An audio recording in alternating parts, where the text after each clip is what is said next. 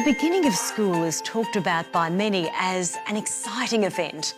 Children are often asked and often told, "You must be very excited about starting school next year."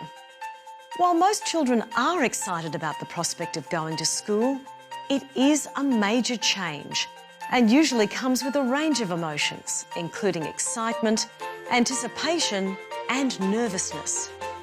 You may be surprised to hear that some children can also experience a sense of loss when leaving a known place or setting.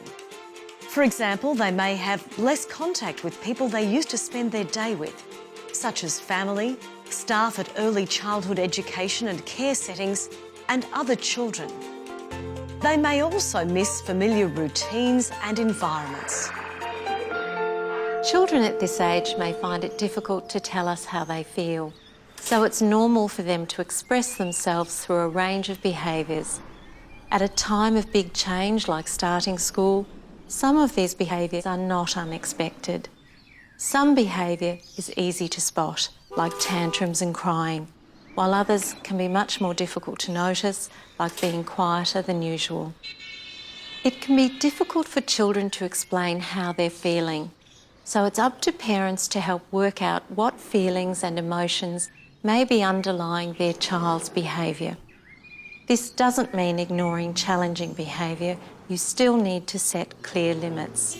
However, understanding how your child is feeling and why they are behaving in a particular way can help you work out how to support them emotionally and practically. Because sometimes when she's a little bit quieter or she's just not as smiling, like simple as that, you can sort of tell something's not quite right. Finding time and space to talk with your child can help you to gauge how they're feeling about starting school. To make the most of these conversations, there are a few things to consider. Use open-ended questions that elicit more than yes or no answers. Answers to these questions tell you more about what your child is thinking and feeling. Oh, well, when you visited school yesterday with your childcare friends, what did you see over there? Use prompts and encouragement or gestures like smiles and nodding. Show you're interested in what your child is saying. That sounds great. And then what happened? Well, we went outside. And what types of things did you do outside? Well, we drawed, we painted, we cooked, we played. Wow. Help children to use words to describe how they feel. Using feeling words when you're talking with your child about everyday situations will help them to learn the language of emotions. To show children how to do this, name and label your own emotion. I'm really excited. Today we're going to the park. We're going to have a good time. Real? Yes.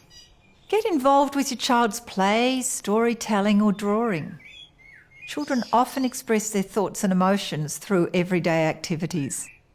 How do you think the kangaroo has felt, Shasta? They're feeling sad or what do you think? Happy. Happy? Why you said he's happy? Because I see his happy faces. Developing routines for talking can help children to learn the habit of sharing thoughts and emotions. Sometimes children just aren't in the mood for talking, and that's okay too. But being available to listen lets your child know that they can talk when they want to. I think it's important to give them a chance to catch their breath, whether it's late in the afternoon or at the dinner table, everyone's sitting around talking about how their day's gone.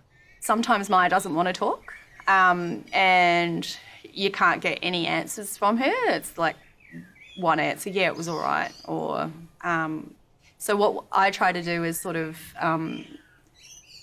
build a scenario or let her have a little break and then maybe at dinner time just say, I know it was your sport today. What did you do today at sport? Or what did you do in art?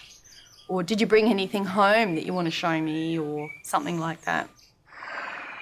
Of course, lots of us are good at listening, particularly to our children. But active listening means that we are listening and that our children feel like they've been listened to. There are 4 important steps: stop, look, listen and reflect. Stop refers to the fact that your child needs your full attention, so you need to stop whatever you're doing. Looking at your child and, if possible, getting down to their level shows your child that you're listening.